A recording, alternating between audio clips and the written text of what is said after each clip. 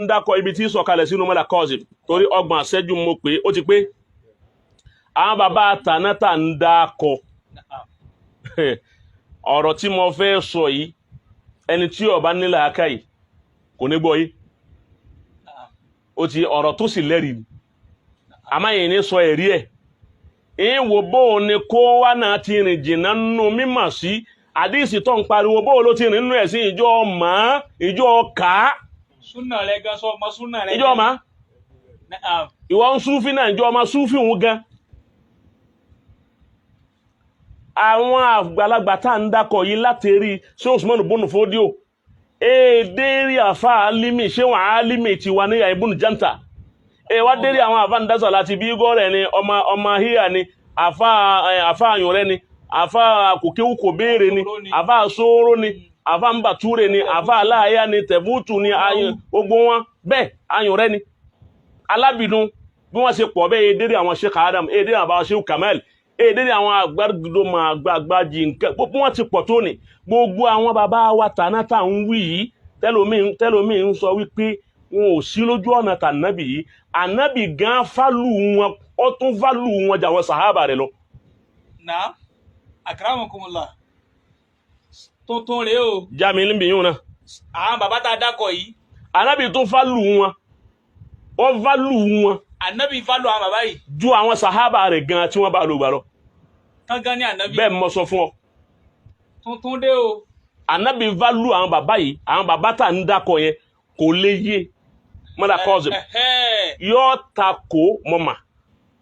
tọ́ba ti wá takò yóò takò ní òní jẹ́ mú kí ló fi válù wọn wá ọ̀gbọ́ ọ̀rọ̀ mímọ́ rèé sọ ma yí pé tíyàn bá fẹ́ tọ́ ọba fẹ́ wọnú odò kan ẹni tí ó máa wẹ̀ tọ́ ọba fẹ́ tarí ẹ̀ sódò ó ṣe bí ìgbà tọ́ ọ fẹ́ wẹ̀ òun náà ṣe bí ìgbà tó ń fẹ́ wẹ̀ ìwọ ń kánlù ó tí kánlù kò ní mà pé kánlù dò òun sáré kánlù yóò wá tẹrí bomi wọ́n lọ́yẹ̀sẹ̀ máa lọ lè yọ ẹni tí ó tẹrí bọ ilé yìí náà ń fi ó tẹrí bọ kí n wá yọ hayakumullah Kazim ẹni tí ó bá tẹrí bọ ibẹ̀ kó tẹrí bọ èmi ọ̀ wá fà yọ. tọ́ ẹ wá gbọ́ o tuntun ti tún dé o àwọn bàbá wa gbogbo àwọn àfa wa àtàyèsé ní ànábì válù wọn. ju àwọn sàhábà lọ ọ fọlọ àwọn bàbá yẹn láti rí zoro mọnù bónú fòdìọ látọ̀dọ̀ wọn yìí yàyín dọ́dọ̀ wa ń lọrin yàyín gbogbo àwọn àgbàlagbà wa ń lọrin rì láwọn àgbàlagbà tí wọ́n ti lọ wọn ànábì fálù wọn àbọ̀ ọ̀gbọ́ kí náà bá náà fálù nǹkan kéèyàn ó pàtàkì wọn ọ ṣe ọ pàtàkì wọn ọmọ yìí wọn ọ pàtàkì wọn bó ti mọ àwọn sàhábà tó yẹn bó ti pàtàkì sàhábà tó ní tó sọ pé láti ṣubú àsàhábì láwọn ànábì tó gbèjà wọn pé ẹ má bu àwọn sàhábì mi o bó ti wá wí nì bó ṣe pàtàkì wọn tó ní táwọn àga tó ń bẹ tó pé al-mubashsharuna bil janna àwọn náà tó ń bẹ nínú wọn ayé bẹ́ẹ̀ kọ́ ẹni pé falyaf'alu ma yasha'un fa innahum ahlu badri tòun ti bẹ́ẹ̀ àwọn bàbá yìí ànábì válù wọn ju àwọn sàhábà rẹ̀ lọ ọ válù wọn jù wọn lọ ó sì lẹ́rìí sábìtùn ẹ̀rí bẹ fún lahu isbatu ọ̀rọ̀ mímọ́ rèé ọ válù wọn dáadáa so ntọ́ bá ti wá fálù ntọ́ bá ti mú ọ tọ́ bá fi lè bú sàhábà kan ọ gbọ́dọ̀ fẹ́nu kún àwọn àgbàlagbà tí wọ́n lọ ọ gbọ́dọ̀ bú wọn mọ́lá Kazim ọ̀rọ̀ jumla mú jùlẹ̀ wọn ọ̀rọ̀ rẹ̀ wọ́n á ní tafsiru ó ti bá wọn bá rẹ̀ ní béèrè tafsiri ẹ̀ á tafsiri ẹ̀ bá wá rẹ̀ ní béèrè kó lè bá àìtorí ẹlòmíì ò ní lè béèrè kò sì yé á padà wá tafsiri rẹ̀ pé báwo la nábì ṣe lè válù àwọn bàbá yìí àwọn bàbá tí wọn bá nábì láyé tá nábì ọmọ wọn táwọn náà mà nábì ó ṣe lè válù wọn jùlọ àwọn sàhábà nábì àwọn kìíní kan kò sí ní tó tó wọn rárá ànábì válù àwọn àfáà wa ànábì válù wọn dáadáa ju àwọn sàhábà lọ so tó bá ṣe wá válù wọn ju àwọn sàhábà lọ nígbà táwọn sàhábà bá ti wá dẹni tí ànábì tí ó kó wọ àlìjẹ́nnà ó ti yé báwọn àwọn bàbá yìí tó á válù gan jù àwọn gan lọ mo ní ọkà wọn wọ̀ so ń já sí wípé bẹ́nìkan báyìí sọ wípé àwọn bàbá yẹn ò sí lójú ọ̀nà tànábì á kó padà sí lẹ́nu wípé orógbáwó lẹ́nu rẹ̀ ojú ọ̀nà ànábì ni wọ́n wà Maulana Sheikh Adam alimun sunniyun sufi ó ti yé báwọn so ẹni tọ́lọ́hún sì fún ní karama ni ìbéèrè tí o béèrè nù kọ́lọ́hún kọ́ wọlé àndẹ́bí Muhammad kó fún alálùbáríkà wọn fún alálùbáríkà fa alimi fún alálùbáríkà fa kòkéwò kò béèrè fún alálùbáríkà fa jọngọlọ fún alálùbáríkà fa ndasalati àtàlùbáríkà gbogbo àwọn ẹni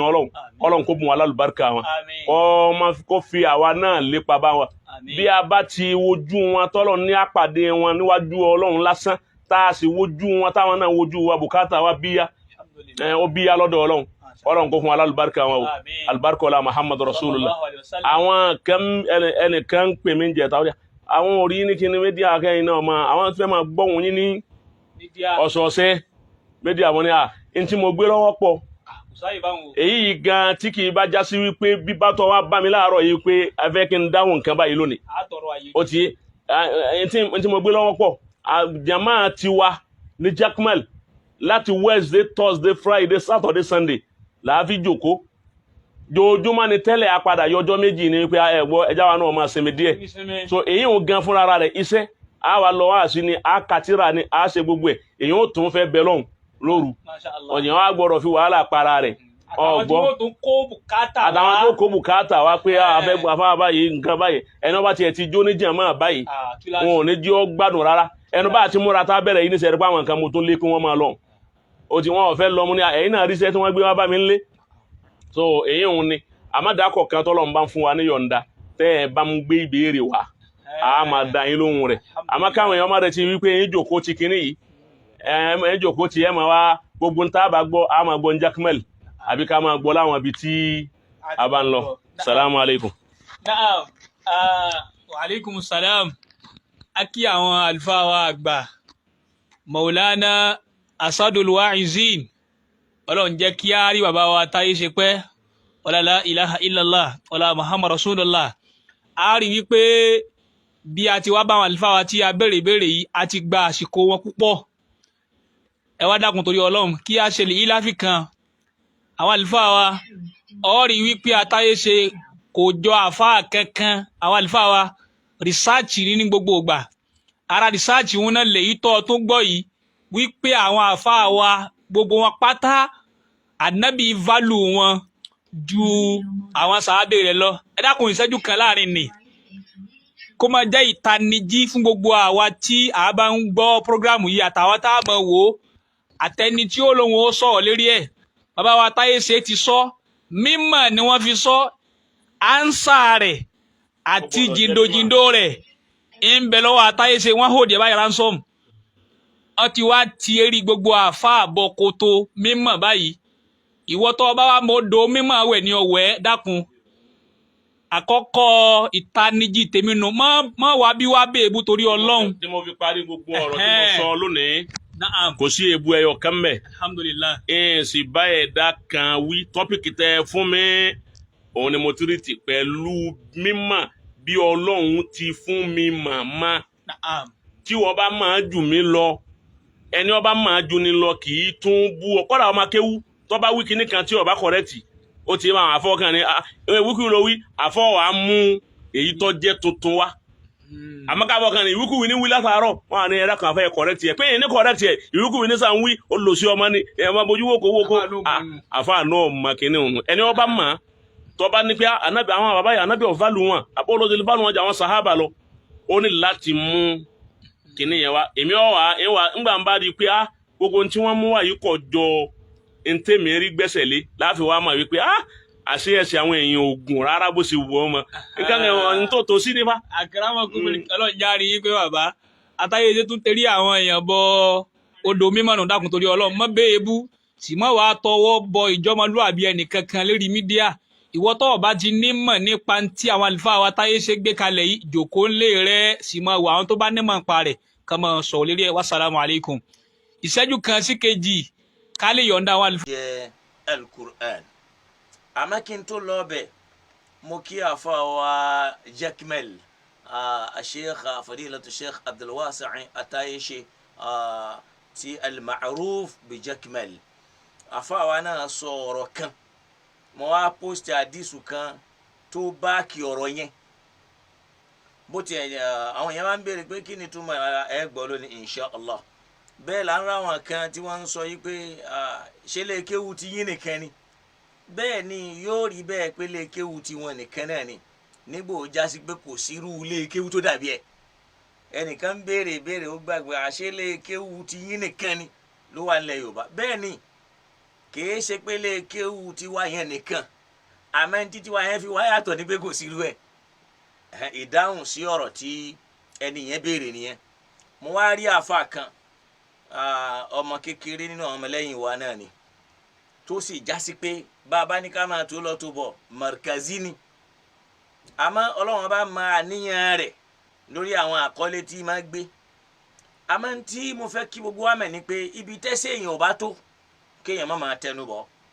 gẹ́gẹ́ bá Al-Qur'an náà ti sọ fún wa pé Ọlọ́run sọ fún wa ní Al-Qur'an yìí pé wala taqafu ma laysa laka bihi ilmun mọ́tọ́ pa ìntò ní máa ń pa rẹ̀ kéé mọ́tọ́ pa ẹ̀ ìntò bá ti ní máa ń pa rẹ̀ torí pé òun yàtọ̀ sí pé mọ́ dúró lórí ìntò ní máa ń pa ẹ̀ àwọn àfáà máa ń sábà fi tú wípé mọ́ dúró lórí ìntì ò ní máa ń pa rẹ̀ wá kọ́fà yàtọ̀ sí kọ́fà ló fi já sí pé la taqaf kì í ṣe la taqif ò gẹ́tì mi nísìn la taqaf mọ́tọ̀ orí pa mọ́ torí pa ìntò ní máa ń pa ẹ̀ mama tójú bọ̀ torí pé inna sama'a wal basara wal fuada torí pé inna sama'a etí tá fi ń gbọ́rọ̀ wal basar ojú tá fi ń rí nǹkan yìí wal fuada làákàyè tá ń lò yẹn kullun ulaika kana anhu mas'ula gbogbo ẹ̀ lọ́lọ́run ó bi ẹjọ́ léèrè lọ́wọ́ ẹ̀ lọ́l kíyámà kí ló wà nínú ẹ̀mí rẹ̀ ó ṣe pàtàkì àfáà yẹn ló wá gbé ọ̀rọ̀ Jaqmal wípé àgbákò hadithu anam Muhammad sallallahu alaihi wasallam tí ẹ̀rígbé afa Jaqmal nígbà tí wọ́n sọ̀rọ̀ yẹn afa ni mo fẹ́ mọ bẹ́ẹ̀ ṣe katira mo sì fẹ́ mọ bẹ́ẹ̀ ti jìndò tó nínú sunna tẹ̀ ń pariwo bóyá ẹ̀ ń katira lóòótọ́ wàlálí ayé rí pé àwọn tí wọ́n jẹ́ afa àgbà wọn yìí máa sábà dáhùn ọ̀rọ̀ yìí náà ló bi wípé ṣé lè kéwu ti yín nìkan ni ẹ wá jẹ́ àjọ ka àdìsù inú Sahihu Muslim ìdí tẹ́mi òfin ní tako àfa Jaqmal mo ti post àdìsù yìí sórí Facebook ọ̀pọ̀ àwọn èèyàn sì ti rí tòun ti bẹ́ẹ̀ náà ń yà mí lẹ́nu láwọn míì tá a rò pé mímọ́ ń bẹ́ ńlá káyé wọn tí wọ́n máa fojú aláìmọ̀kan wo àwọn èèyàn ṣe ti bá ń gbá àdìsù yẹn sí masha Allahu ta'ala al-hadithu ẹ̀yin náà wo àdìsù yẹn o al-hadithu as-sahih nínú Sahihu Muslim wọ́n máa bi wá lérè yìí pé ó ṣe wá jásí pé ẹgbà yìí gbọ́ ṣáàgbà àdìsù gbọ́ ni àgbà àdìsù gbọ́ àdìsù tó tako Kùránì láàgbà gbọ́ èyí ò sì tako Kùránì torí àdìsù tó mú wá àyà tó mú wá ni wípé la yastawi ọlọ́ni àlè fi wọ́n dọ́gba ara wọn man anfaqa min qabli al-fatihi wa qatal ẹni tó ná owó sí tọlọ́hun min qabli al-fatihi kó tó di pé ìdẹ̀ra dé bá nẹ́bí nínú Islam tá a ṣílẹ̀kùn Mẹ́kà fún wa qatala tẹ́niyẹn tún jà sójú ọ̀nà Ọlọ́run tóun náà jà a lè fi wé ẹni tó yẹ pé lẹ́yìn tí gbogbo ìrọ̀rùn wá dé lòun wá náwó Ọlọ́run wá parí ẹ̀ sí pé wa kullan wa'ada Allahu al-husna àtọ̀tún àtòsí wọn náà la ṣàdéhùn pé wọ́n gbẹ̀san rẹ̀ ìyẹn ló bí àdìsù wípé law anna ahadukum kódà tá a bá rẹ̀ nìkan nù yín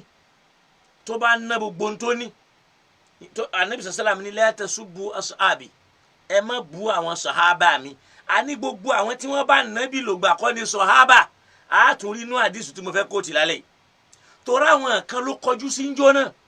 pé ẹ má bú àwọn tí wọ́n bá mi wá láti Mẹ́kà wá sí Mẹ́dínà àwọn làwọn àṣàbù ẹ̀ àwọn tí wọ́n rìnrìn àjò irú rìn tóun náà rìn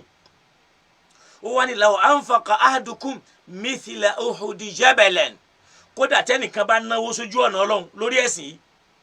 tówó yẹn ga tó dàbí òkè Hud nínú tó náà nì ma balagha mudda ahadihim wala nasifa kò tó ìwọ̀n tẹ́nìkan nánú wọn kò sì tó àbọ̀ rẹ̀ ìyí wọn ni pé la yastawi Ọlọ́run ọba ń ròyìn wọn níbi owó níná torí pé a rí nínú àwọn tí wọ́n bá nẹ́bí lò gbà tí ìgbàgbọ́ wọn ò tó tàwọn lòmíì nínú àwọn tí wọ́n dé lẹ́yìn ànábì ẹ má ṣì gbọ́ o kì í ṣe pé à ń sọ wípé àwọn tí wọ́n bá ànábì lò gbà ìgbàgbọ́ wọn ò tó tàwọn tí wọ́n dé lẹ́yìn rẹ̀ àwọn kẹ́ ń bẹ lójú ayé ànábì yẹn náà tí gbàgbọ́ tí wọ́n ní ìbáàdà àwọn tí wọ́n ṣe àti súnmọ́ lọ́hùn wọn tí ò tó tẹ lòmíì nínú ẹlòmíì tó dé lẹ́yìn tàná Muhammad sallallahu ta'ala alayhi wa sallam wájú àjọ káàdìfì torí pé lómìnira làákàyè ò gbé ọ̀rọ̀ an Abi Hurairah radiyallahu an látẹnu àfàwà Abu Hurairah ni ọlọ́mọba wa yọ́nú sí wọn ó wà nù Sahihu Muslim àdìsù náà lẹ́ ń wò lójú amóhùnmáwòrán ni ó ní anabuwa Muhammad sallallahu alayhi wa sallam ó ní anna rasulallahi sallallahu alayhi wa sallam atal maqbara ó lànàbí wá sí ìtẹ́ àwọn òkú níjọ́ kan ngbà anabi wá débẹ̀ faqala assalamu alaykum dara qawmi mu'minin wa inna insha allahu bikum lahikun wọ́n lànàbí sọ wípé àlàáfíà Ọlọ́run kó máa bẹ ẹ̀yin agboolé kan tẹ́ pé ẹ̀yin tí ń bẹ ń bẹ ẹ̀yin ẹni Ọlọ́run ni ó ní wa inna insha allahu bikum lahikun bọ́lọ̀ ń bá fẹ́ àwa náà ń bọ̀ wá darapọ̀ mọ́ yín ńgbà anabi wá sọ̀rọ̀ yìí tán anabi wá ní wadadtu anna qad ra'ayna ikhwanana ìbá sì wù mí kí n fojú gan ní àwọn ọmọ ìyá wa ìbá sì wù mí kí n ṣe kíni o kí n fojú gan ní àwọn tí wọ́n ṣe kíni o tí wọ́n jẹ́ ọmọ ìyá wa ó wá ya àwọn sàhábà lẹ́nu àwọn tí wọ́n bá jámúgbálẹ́gbẹ̀ẹ́ rẹ̀ wọ́n wá ní ya Rasulallah àwa lasna ikhwanak ṣé àwa èyí sọ ọmọ ìyá rẹ ni anabi ni antum ashabi amúgbálẹ́gbẹ̀ẹ́ mi lẹ́yìn jẹ́ ìyẹn fi hàn pé àwọn tó ń bá sọ̀rọ̀ ńjọ́ náà àwọn tí wọ́n lọ́lá jù náà àwọn mùsùlùmí ìjọ náà tí wọ́n jẹ́ àwọn sàhábà wọ́n ní antum ashabi ẹ̀yin amúgbálẹ́gbẹ̀ẹ́ mi lẹ́yìn jẹ́ sàwọn bẹ́ẹ̀ kìí ṣe gbogbo wọn ni wọ́n lọ wọ́n ní wa ikhwanuna alladhina lam yatu ba'd àwọn tí wọ́n jọ́ mọ̀ ẹ̀yà wa náà làwọn tí ò tí ì dáyé àwọn ò tí ì dé àwọn sàhábà wa ń bi ànábì léèrè sallallahu alayhi wa sallam wa radiyallahu anhum pé kayfa ta'rif man lam ya'ti ba'd báwo ló ṣe fẹ́ dá àwọn tí wọ́n ti dé mọ̀ min ummatika ya Rasulallah nínú àwọn ìjọ rẹ̀ ìrẹ́ òjíṣẹ́ Ọlọ́run báwo ló ṣe fẹ́ dá wọn mọ̀ sọ pé wọ́n ń wò ó pé ó ṣe fẹ́ dá àwọn tí ò tí ì dé mọ̀ tó fi ń sọ pé àwọn lọ́mọ ìyá rẹ̀ ẹ wá gbọ́n tá ní Muhammad fi dá wọn lóhùn sallallahu alayhi wa sallam anabi wani law ara'ayta law anna rajulan lahu khaylun ghurra muhajjala bayna dha'ray khaylin buhumin hala ya'rifu khaylahu anabi wa sọ fún wọn jọ́nà yìí pé ẹ̀yin náà tẹ́tí kẹ́ ẹ gbọ́ tó bá jásí pé ẹnìkan bẹ́nu yín lahu khaylun ó ní ẹṣin kan ẹyọ kan péré lẹ́ṣin rẹ̀ tó ní àmẹ́ṣin tá à ń sọ yìí gurra muhajjala ẹṣin ni ó ní funfun ló tù wá báyìí tàbí ká sọ pé ó ní funfun lọ́rùn báyìí ẹṣin yẹn sì jẹ́ ẹṣin dúdú tàbí kó má jẹ́ dúdú àmọ́ ó ní funfun yẹn ń bẹ lọ́rùn rẹ̀ tàbí ká ló wà níwájú orí rẹ̀ báyìí funfun yẹn tún ń bẹ lẹ́sẹ̀ rẹ̀ ó sì ń bẹ níbi ọwọ́ rẹ̀ ẹṣin tá a wá ń sọ yìí ó wá wà bayna dha'ray khaylin ó wà láàrin àwọn ẹṣin méjì kan ó wà láàrin àwọn ẹṣin buhumin táwọn ẹṣin yẹn wá dúdú ní dúdú tó ní agbára gan anabi wa ń bi wọn léèrè wípé halla ya'rifu khaylahu ṣé kò ní dẹ́ṣin tiẹ̀ mọ̀ àwọn ẹṣin tó kù dúdú bára wọn láwọ̀ kankan lára ẹṣin tiẹ̀ dúdú àmọ́ ó ní àwọn funfun tó là á anabi wa ń bi wọn léèrè wípé halla ya'rifu khaylahu ṣé kò wá ní dá ẹṣin tiẹ̀ mọ̀ qalu bala ya Rasulallah wọn ni yóò dá mamana kai anabi wa ń sọ pé ní tóun ó fi dá wọn mọ̀ ní pé fa innahum yahtuna ghurra muhajjalina min al-wudu àwọn tá à ń sọ ni wọn ó dé lẹ́ni tí ìmọ́lẹ̀ ó wà lójú wọn báyìí àti lọ́wọ́ wọn àti níbi ẹsẹ̀ wọn fún àlùalá wọn. àwọn tá a wá ń sọ yìí o wa ana faratuhum ala al-hawd èmi ni màá sì wọn dé di àbàtà àlìjẹ́nnà. hàlẹ́ anábì tí wàá ní ẹ̀ tún wá gbọ́ o la yudhadanna rijalun an hawdin àwọn kan bẹ kama yudhadhul ba'ir dọ́lù wọn kọjá níbi àbàtà àlìjẹ́nnà yẹn bí ràkúnmí tó sọnù tí ò rí olówó rẹ̀. unadihim tẹ́mi ànábì ó wà máa pè wọ́n hala halumma ẹ máa bọ̀ wá. àwọn tó ń sọ yẹn nínú àwọn sàhábà ló ń wí o torá díìsù mi gbé tójúwe pé nínú àwọn sàhábà tí wọ́n kọjá níbi àbàtà àlìjánà yẹn èmi ó wà máa pè wọ́n. àwọn tí wọ́n wá jẹ́ màláìka ó wà máa dá nàbì lóhùn wípé innahum qad baddalu ba'dak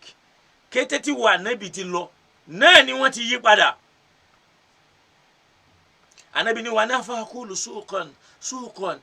ibi tọ́rọ̀ wọn wá jásí yóò dáa ibi ọ̀rọ̀ wọn jásí yóò dáa. bẹ́ẹ̀ bá gbọ́ ngbà tí mo ń sọ̀rọ̀ àwọn sàhábà mo ti múrú àdísù yìí wá tánàbì fi sọ àwọn sàhábà. naam àdísù kan nìyẹn ẹ bá mi gbé lẹ́ẹ̀kejì wọlé tó ń júwe ntí àfa wa táyé ṣe ń sọ. àdísù eléyìí àwọn tí wọ́n gbà wá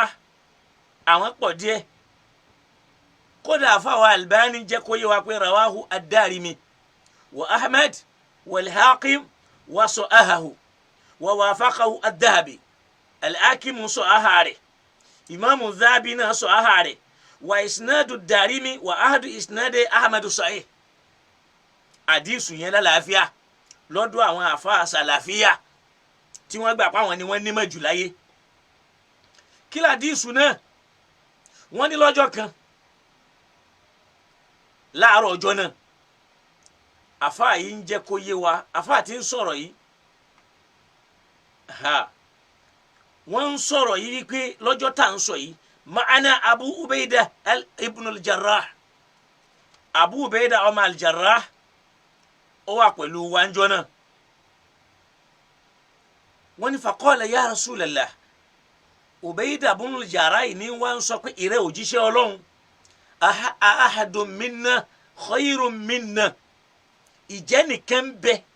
nínú àwa àlùmọ̀ yìí tó lóore ju àwa sàhábà rẹ̀ yìí lọ. ẹ máa gbọ́ o ìjẹ́ nìkan bẹ nínú àwọn àlùmọ̀ yìí o tó lóore ju àwa sàhábà yìí lọ tó lóore jù wá lọ tó lóore jù wá lọ.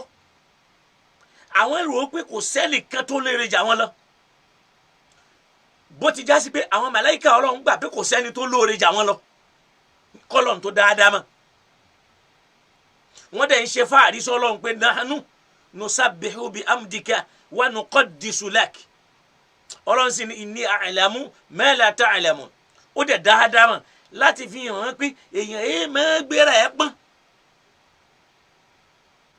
wọ́n ń bi ànábì léèrè yìí pé ahadun minna khayrun minna sẹ́nìkan tiẹ̀ tú wà nínú àwọn ọmọ ẹlẹ́yìn rẹ̀ yìí tó tún lóore jà wá lọ torí pé kí ni aslamna àgbà islam lọ́dọ̀ rẹ̀ direct ni máa gbọ́ aslamna àgbà islam direct lọ́dọ̀ rẹ̀ wajahadina ma'aka a sì bá ọ lójú ogun sẹ́nìkan tó wà ń bẹ tó lóore jù wá lọ ẹ̀gbọ́n tó gàwí ọ̀gá ni na'am sallallahu alayhi wa sallam ọ̀gá ni bẹ́ẹ̀ ni àwọn tó lóore jù yín lọ ń bẹ. ọ̀gá wa dáhùn wípé qawmun yakununa min ba'dikum àwọn kan bọ̀ ọ́ lẹ́yìn tiyín ni wọ́n dé o in tí wọ́n fi lóore jù yín lọ náà rẹ o yu'minuna bi wa lam yarawni wọ́n máa gbà mí gbọ́ wọn sì ní rí mi wọ́n ní rí mi àwọn kan sì rí mi wọ́n gbà mí gbọ́ àwọn kan gbà mí gbọ́ tán wọ́n tún kọ tèmi kalẹ̀ in tí wọ́n fi lóore jù yín lọ náà ní pé qawmun yakununa min ba'dikum àwọn kan bọ̀ lẹ́yìn tiyín yu'minuna bi wọ́n máa gbà mí gbọ́ walam yarawni láì rí mi. ẹ wá dákun tí àfa Jaqmal ṣe àwa náà tó jásí pé ń jọ mi tí wọ́n jẹ́ markazi ọ̀pọ̀ wa náà lájà lábòsí tá a sì máa ń fi àbòsí sọ̀rọ̀ látara pé a kórìíra àfa àtàyè ṣe. ẹ dákun ànábì ló sọ bẹ́ẹ̀ o torí mo rí inú àwọn àfa náà tí wọ́n ti sọ yìí pé Sheikh Adama èyí ṣànábì kò sí lọ́lá ju àwọn sàhábà lọ. ẹ dákun èyí tá ànábì wí yìí ń gọ́ ṣé ojú ayé ànábì ni àwọn àfa yẹn dé ni nígbà tí àfa àtàyè ṣe ń sọ kò sì sọ pé Sheikh Adam ó láwọn bàbá wa tí wàá nì. ìtàn fi lóore náà ní pé ya'tuna min ba'dikum wọn yakununa min ba'dikum wọn dé lẹ́yìn tí yu'minuna bi wọn gbà mí gbọ́ walam yarawni wọn sì ní rí mi àìrí mi tí wọ́n gbà mí gbọ́ yẹn ṣe bẹ́ẹ̀ yín rí mi tẹ́ rí pa nẹ́bì ni mi àwọn ò ní rí mi ẹni tí ó sì rà nẹ́bì gan ló yẹ kó ṣe káfìrí sí. ọ̀rọ̀ àkọ́kọ́ tí mo fẹ́ sọ nu kọ́lọ́n kó ṣe gíní kó bá wa fi gbàgbé àwọn babalágége kaná àṣesílẹ̀ Ádámù tàná akúrí ní ó gbàgbé yẹn o kò sí inú onímọ̀ tòní tí ó ṣàǹfààní mímọ́ bàbá Ádámù.